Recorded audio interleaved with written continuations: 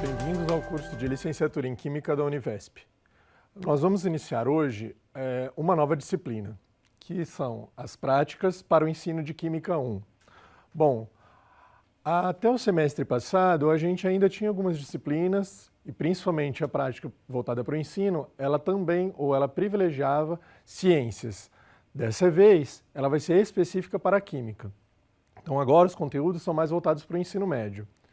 Bom, em relação às práticas, existem diversas, né? A gente já tinha visto também na disciplina de didática, em um levantamento e um estudo que tinha sido feito, diferentes recursos que as pessoas utilizavam nas suas práticas de sala de aula. Então, nessa primeira disciplina, na 1, a gente vai dar ênfase a uma delas, inclusive porque é uma das mais utilizadas. Então, vamos dar uma olhada no que tem a ementa da disciplina, ou seja, o que a gente propõe abordar durante esse bimestre. Vamos dar uma olhadinha lá. Experimentos voltados para o ensino de química analítica e química inorgânica na educação básica, em especial no ensino médio. Por que esse foco na química analítica e na química inorgânica? Se a gente fizer uma correspondência com as disciplinas que vocês já estudaram, primeiro, porque vocês já viram esses conteúdos e puderam aprofundar, e segundo, porque, em geral, a organização do ensino, nos 3 anos do ensino médio, essas disciplinas, elas predominam no primeiro ano. Mas também a gente precisa levar em consideração que precisam ser práticas de fácil execução, ou seja, independente da escola ter uma infraestrutura adequada, um laboratório sofisticado, a gente pode resolver isso com situações mais simples. Vamos dar uma olhadinha no objetivo dessa disciplina.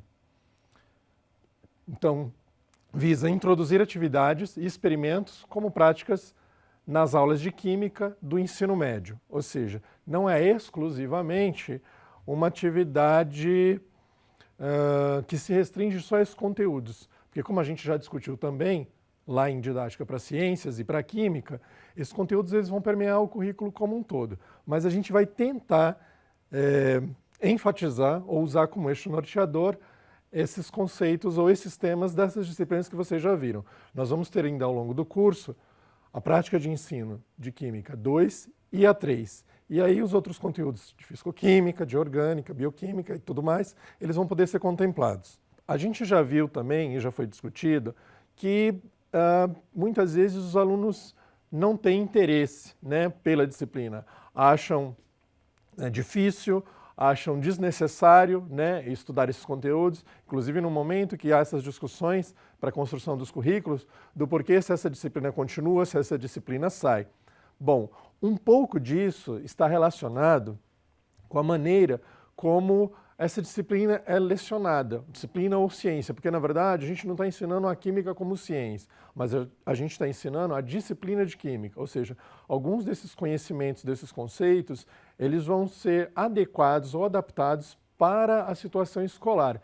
Então, algumas vezes, né, quando a gente se referia ao conhecimento científico escolar, é porque não é propriamente aquilo que se faz no laboratório. E às vezes, em atividades de ensino, algumas pessoas realizam, por exemplo, um experimento acreditando que ele está ensinando aquela ciência que é feita no laboratório, que na verdade não é. Então a gente precisa levar em consideração o ambiente da escola, como esses conceitos, como esses conteúdos, eles precisam ser adaptados a essa situação, a esse ambiente escolar. Por isso a gente vai usar essa terminologia. Então, levar em consideração como ela é trabalhada tem uma implicação direta em como as pessoas percebem esses conteúdos. Veja lá, em geral, esses alunos eles são submetidos a sessões muito extensas de conteúdos, né? Ou seja, apresenta uma vastidão de material, de conceitos, eles acabam tendendo a decorar, a memorizar, principalmente quando a gente começa a introduzir a linguagem própria, né, dessa ciência, que são as fórmulas, que são as equações, que são os símbolos. Muitas vezes eles acabam reproduzindo e repetindo isso sem ter um entendimento, uma clareza do porquê eles estão fazendo isso. E isso está diretamente relacionado com a quantidade excessiva de conteúdos que são, de certa forma, transmitidos. Porque com esse volume muito grande, é muito difícil você trabalhar numa perspectiva de construir esses conceitos. Veja, o professor acaba se sentindo preso ou obrigado, né, a cumprir todos aqueles conteúdos, todos aqueles conceitos que estão no planejamento, que isso vai ser um tema que a gente vai discutir numa outra disciplina também ao longo desse bimestre, em função do tempo que ele tem, da carga horária reduzida da disciplina. Então, no final das contas, esse ensino de química acaba não sendo uma construção ou uma atribuição de significado, de sentido para esses conceitos que são trabalhados. A química, essa ciência, na disciplina, ela acaba sendo descritiva, ela acaba sendo apresentada. E muitas vezes nos sistemas de avaliação, quer seja na avaliação na sala de aula daquela disciplina, quer seja nas avaliações externas que são feitas pela secretaria, como o Saresp, como o Prova Brasil e tudo mais, e outras avaliações que existem, os alunos acabam não conseguindo entender, compreender. Se eles não compreendem esses conceitos, eles acabam se restringindo apenas à descrição. Se a ideia é que ele tenha um melhor entendimento desses conceitos, para que, primeiro, ele dê prosseguimentos para os seus estudos em nível superior, ou uma formação técnica, quando ela não acontece paralela, mas também para que ele utilize esses conceitos na vida dele, no dia a dia, no cotidiano. Então, esse ensino, ele não se destina apenas a preparar para dar prosseguimento aos estudos, mas também para que ele aplique isso e utilize esses conceitos no dia a dia corriqueiro dele. Então, ele vai aprender química não porque ele vai depois fazer o curso superior em área de química ou áreas afins, mas em qualquer uma outra área, esses conhecimentos ele pode usar no dia a dia dele. Então, para trabalhar nessa perspectiva, demanda um pouco mais de tempo. Então, se isso é centrado só nos conteúdos, é difícil você conseguir articular ou promover ou possibilitar algumas atividades que ele possa ter uma melhor compreensão e assimilação do que está sendo tratado. Um outro aspecto que a gente não pode se esquecer é que, em geral, na maioria dos casos, os recursos utilizados acabam sendo los EGIs. E, quando não, o livro didático, que é quase que um único balizador, um único eixo, né, que acaba sendo de apoio para o professor no planejamento das atividades e do aluno como suporte. Se lembra na disciplina de didática que a gente viu, então, aquele estudo, que a maior parte dos recursos, né, uma pesquisa que foi realizada, que os professores recorrem, são livros didáticos e também a experimentação. Então, nessa primeira disciplina de práticas, para o ensino de Química 1, a gente vai dar um pouco de ênfase na questão da experimentação. Bom, essa ênfase, mesmo quando a gente começa a utilizar esse recurso, né, da experimentação, ela ainda é muito grande nesses conteúdos conceituais. Pouco se explora em relação aos procedimentais e aos atitudinais. Então, muitas vezes, acaba recorrendo a atividades experimentais ou a experimentação ou às práticas de laboratório, quando existe esse espaço no ambiente escolar, com uma justificativa que eu diria que não seria mais adequada, dizendo que pela química ser uma ciência experimental, precisa desenvolver as atividades práticas. A questão é como isso está sendo feito. Se lembra, há alguns minutos atrás, quando a gente discutiu que muito da impressão que os alunos têm de não gostar da disciplina ou de perceber que aquilo é muito maçante e acaba só descrevendo e decorando, memorizando tudo aquilo, é em função de como isso é trabalhado, como o professor ministra suas aulas. Então, uma atividade experimental não foge dessa situação. Veja bem, se você trabalhar a experimentação dentro dessa perspectiva, de só usar como um motivador, só para chamar a atenção dos alunos, porque o que te interessa mesmo é, uma vez captada a atenção deles, que você consiga abordar todos aqueles conteúdos teóricos que estão planejados, essa atividade, ela perde a sensação, ela perde a importância do porquê realizar uma atividade experimental. E mais, às vezes a justificativa é em função de que precisa ir para o laboratório para que ele desenvolva algumas habilidades manuais de manuseio e manipulação de equipamentos. Isso também ajuda, mas pensar nos conteúdos procedimentais é muito além disso.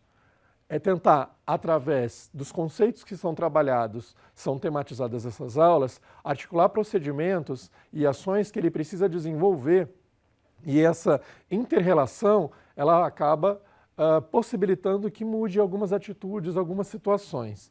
Vamos dar uma olhada em como então a gente pode modificar um outro tipo de vivência para esse aluno. Bom, aqui a gente tem uma citação de um trabalho que foi feito por alguns pesquisadores. Nesse caso, são pesquisadores que são reconhecidos internacionalmente porque já têm uma longa trajetória pesquisando essa questão do ensino experimental, da atividade experimental, da atividade prática no ensino de química. É um grupo de israelenses, né, a liderança deles aqui do Hoffenstein, e eles vão colocar uma citação chamando a atenção para alguns aspectos. Que o ensino no âmbito laboratorial, ele assume que a observação, a manipulação dos materiais científicos é superior a outros métodos de desenvolvimento da compreensão e apreciação, ou seja, manipular esses materiais, a pessoa poderia pensar que isso está bem relacionado com a questão procedimental, mas o que a gente está tentando discutir e trazer para vocês é que a gente precisa ir além da manipulação física dos materiais, ele precisa entender por que ele está fazendo aquilo. Então, um treinamento de laboratório, ele deve ser frequentemente usado para desenvolver essas habilidades. Habilidades essas que são necessárias para estudos mais avançados ou pesquisas. Quer dizer, se esse sujeito, ele apenas manipula esse tipo de equipamento no laboratório, isso não possibilita com que ele extrapole, com que ele avance ou que ele pense em questões mais adiante como pesquisar, como questionar e tudo mais. Então, a atividade da experimentação, ela pode proporcionar uma vivência para o aluno, né, que é isso que o Dewey faz, ou seja, na situação escolar, quanto mais vivências, quanto mais estímulos a gente der para esses alunos, mais eles têm a possibilidade de dar sentido, de se envolver, de se motivar, de se engajar e, de fato, ter uma aprendizagem mais efetiva. Então, a gente, dessa maneira, consegue, articulando os conceitos e os temas, os conteúdos, com questões de procedimentos. E, consequentemente, a gente pode também trabalhar as atitudes, mas as atitudes que ele tem para com essa ciência, o interesse, o questionar, o discutir, o duvidar, né? Criar, estabelecer hipóteses, testar e dentre outras questões.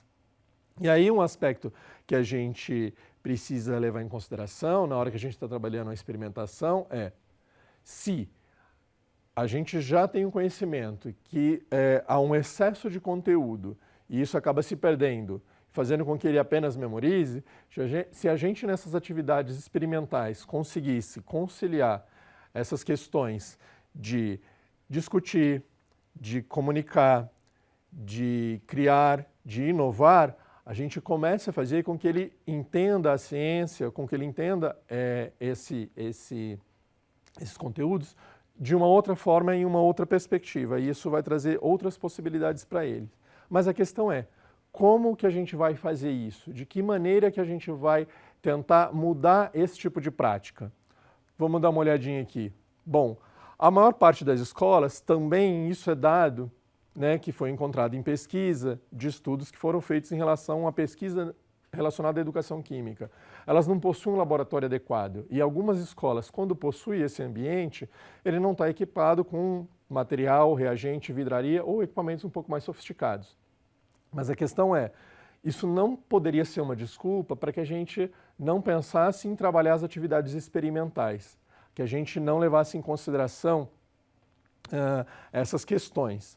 Mas também isso chama atenção que mesmo em uma escola que não tem a infraestrutura adequada, que não tem os reagentes melhor ou os que estão mais disponíveis, a gente pode, com uma atividade muito simples, explorando esses outros aspectos para além do conteúdo e tornar essa atividade muito mais significativa. Se vocês procurarem na internet, vocês vão encontrar muito material que foi uma releitura de uma atividade experimental. Por exemplo, quando você acende uma vela, a queima daquela vela é uma ação muito simples, mas poderia ser uma atividade que pode ser feita dentro da sala de aula ou fora dela, porque né, tem a questão da chama, mas que você teria várias possibilidades de discutir e de proporcionar situações que esse aluno pudesse extrapolar, não só ficar memorizando ou verificando.